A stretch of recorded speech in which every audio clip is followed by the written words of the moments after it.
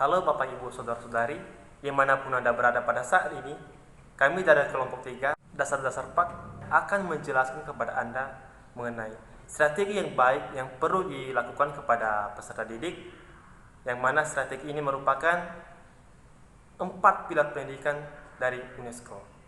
Namun sebelumnya, izinkanlah kami akan memperkenalkan nama-nama kelompok kami yang sebagaimana berikut ini.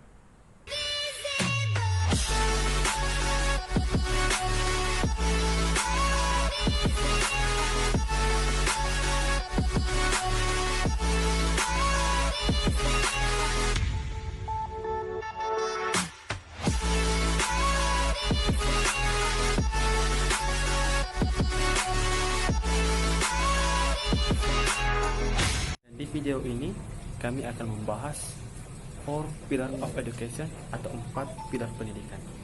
Semoga video ini bermanfaat buat Anda. Selamat menonton dan selamat menyaksikan.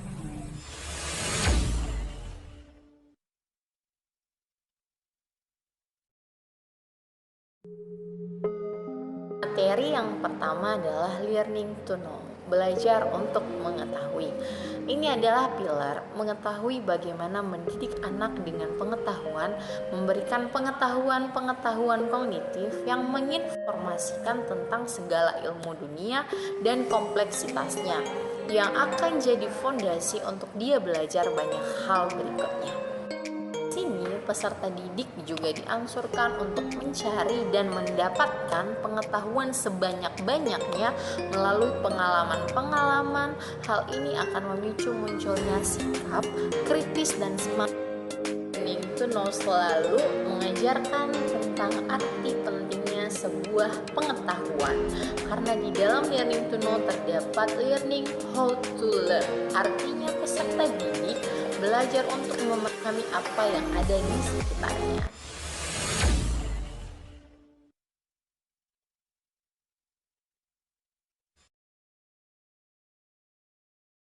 Learning to do.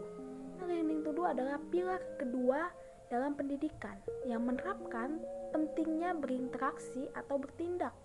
Di sini para peserta didik diajak untuk ikut serta dalam memecahkan permasalahan yang ada di sekitarnya melalui sebuah tindakan nyata dan belajar untuk menerapkan ilmu yang didapat, bekerja sama dalam sebuah tim guna untuk memecahkan masalah dalam berbagai situasi atau kondisi. Learning to do berkaitan dengan kemampuan hard skill dan soft skill.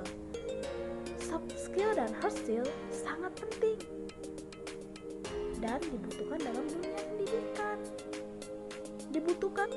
dunia pendidikan. Karena sesungguhnya pendidikan merupakan bagian sangat terpenting dan proses penyiapan SDM, yaitu sumber daya alam manusia yang berkualitas, tangguh, terampil, dan siap untuk mengikuti tuntutan zaman.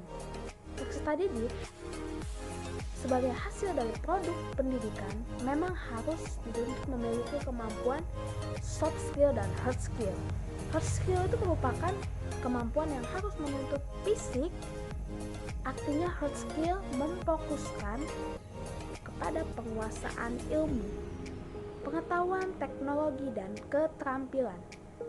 Teknis yang berhubungan dengan kemampuan peserta didik, penguasaan kemampuan hard skill dapat dilakukan dengan menerapkan apa yang dia dapatkan atau apa yang dia pelajari. Soft skill tidak diajarkan, tetapi gurulah yang mengajarkan dan mencontohkan, seperti sikap tanggung jawab, disiplin, dan lain sebagainya. Dengan memberikan contoh tersebut, anak pun akan mencoba untuk menirukannya apa yang dilihat. Hal itu merupakan bagian dari menumbuhkan kemampuan soft skill. Terima kasih.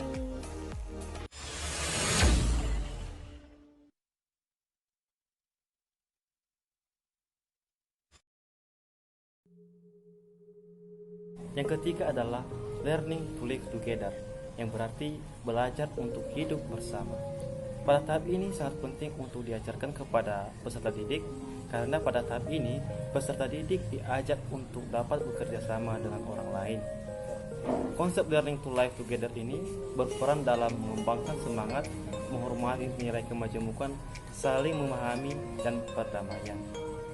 Adapun prinsip learning to live together ini yaitu dibagi menjadi 4 bagian. Yang pertama itu membangun sistem nilai, kemudian yang kedua pembentukan identitas melalui proses pemikiran prinsip luas, kemudian yang ketiga pendidikan multikultur yang berupaya untuk mengkondisikan supaya peserta didik mempunyai kemampuan untuk bersikap toleran terhadap orang lain.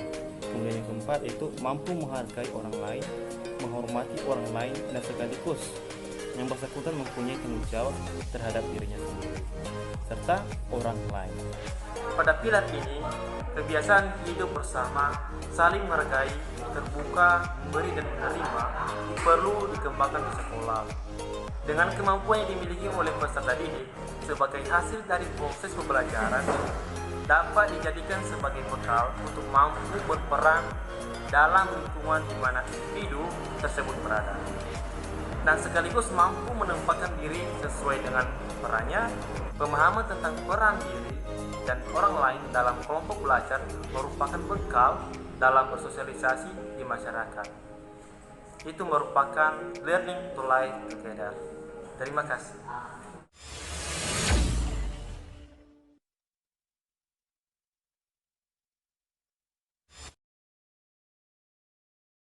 Membahas tentang learning to be. Belajar adalah proses membentuk manusia yang memiliki jati dirinya sendiri. Beserta didik atau manusia belajar untuk berkarya, maka ia harus bisa menjadi manusia seutuhnya. Learning to be sangat erat berkaitan dengan bakat, minat, perkembangan fisik, kejiwaan anak serta kondisi lingkungannya. Konsep learning to be ini digunakan untuk melatih siswa agar memiliki rasa percaya diri yang tinggi. Faktor yang mempengaruhi proses pendidikan yaitu motivasi, sikap, minat, kebiasaan, konsep diri. Semua ini menyangkut kepribadian. Prinsip dari learning to be ini yaitu berfungsi sebagai pembentukan nilai-nilai yang dimiliki bersama. Yang kedua, menghubungkan antara otak dan pikiran individu dengan masyarakat. Belajar kognitif dan non-kognitif serta pelajaran informal dan non-formal. Yang ketiga, peserta didik mampu menjadi diri sendiri dan percaya diri. Demikian membahas tentang learning to be ini. Terima kasih. Sekianlah pembahasan materi kami. Semoga materi yang kami sampaikan ini dapat bermanfaat bagi Anda. Sampai jumpa di dalam Tuhan Yesus memberkati.